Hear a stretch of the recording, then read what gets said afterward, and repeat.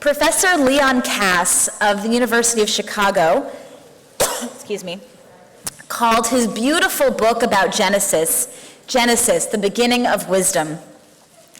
In his introduction, he writes this: Genesis is itself the beginning of the Torah, of the biblical teaching about how human beings are to live. Though it contains very little prescription and propounds very few commandments, Genesis, Breshit, serves as a prelude to the laws, given mainly in Exodus and Leviticus and repeated in Deuteronomy. This it does primarily by making clear through its stories why the laws might be needed, and for what sorts of human weaknesses and difficulties. In other words, the book of Genesis teaches us why the rest of the Torah is necessary. It educates us, not through legislation, not through moralizing dogma, but through stories that reveal profound truths about human nature. This week's Parashat Noach, seems to be most of all about the ways in which human beings disappoint God and undermine God's vision for creation.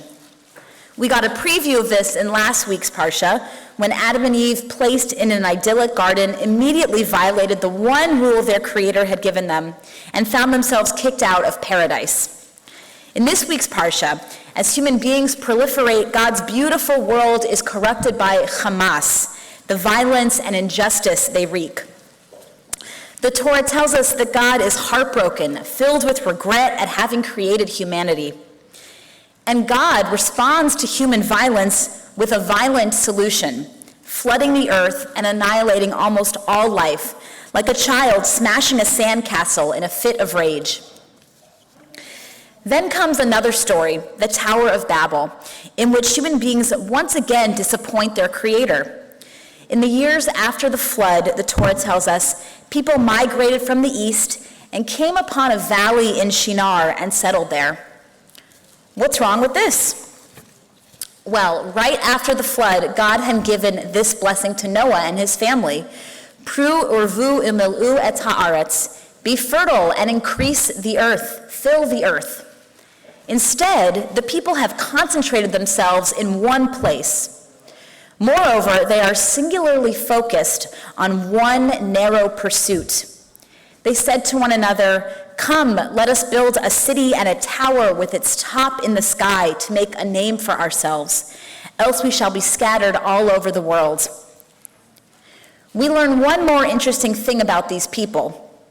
In those days, says the Torah, everyone had the same language and the same words, safa achat udvarim achadim, literally one language and one and the same words. According to the Netziv, a 19th century Hasidic Rav, God was not distressed by what they said, but by the fact that their words, and by implication their thoughts, were all the same. We saw that during the 6 days of creation, with each passing day, the world became richer and more complex. Each day, as new forms of life emerge, God notes with pleasure how good it is. And at the end of the 6th day, after humanity is created, the Torah says, God saw everything that they had made, v'hine tov mahod. Behold, it was very good. God, it seems, approves of complexity, variety, and the ongoing growth of creation. What God finds in the tower builders instead is a disturbing sameness, homogeneity, uniformity of speech and thought and action. The story emphasized their sameness of the population by the absence of given names. Ironically, though the people say they are building a tower to make a name for themselves, no person in the story is actually named. They've become anonymous cogs in the urban machine, indistinguishable from one another. According to a midrash in Pirkei de Rabbi Eliezer, their behavior toward one another reflects their having lost sight of each other's individuality. They care only for the development of their building and technology, not for the building and development of their characters. The Midrash says, the builders brought bricks up on one side and came down on the other. If a person fell down and died, no heed was given to them. But when a brick fell down, they stopped work and wept, saying, "Woe unto us, when will another be brought up in its stead?" As if to emphasize the point that the tower builders are a mass of nameless technocrats, The story of the Tower of Babel is sandwiched between two lengthy genealogies, two long strings of names. Before our story, we read a genealogy of Noah's children and descendants. Then, after our story, comes another litany of names, name after name after name. Contemporary interpreter Judy Klitzner notes an added irony. Immediately following our story, the genealogical list begins.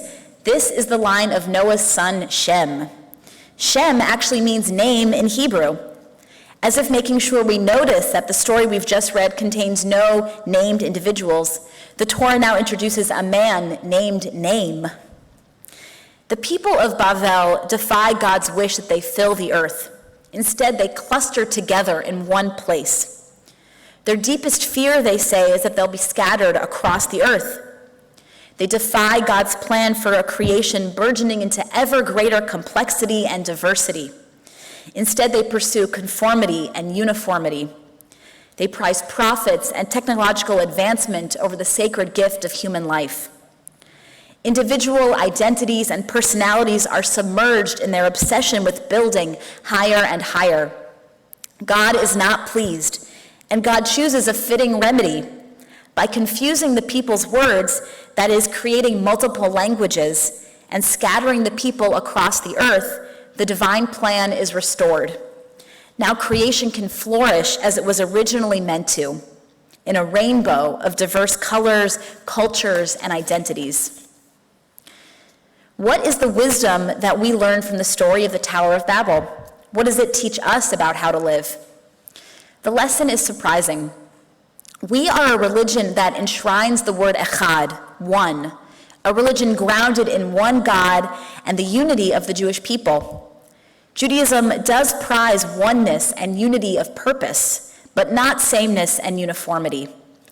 Ours is a faith that cherishes diversity and celebrates the richness of individual expression, the colorful rainbow of the human panorama.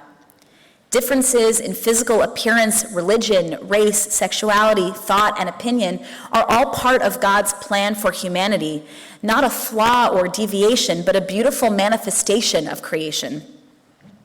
God would not want a teacher to rip a child's hijab off her head so that she can look like all other children, as what happened recently at a local elementary school.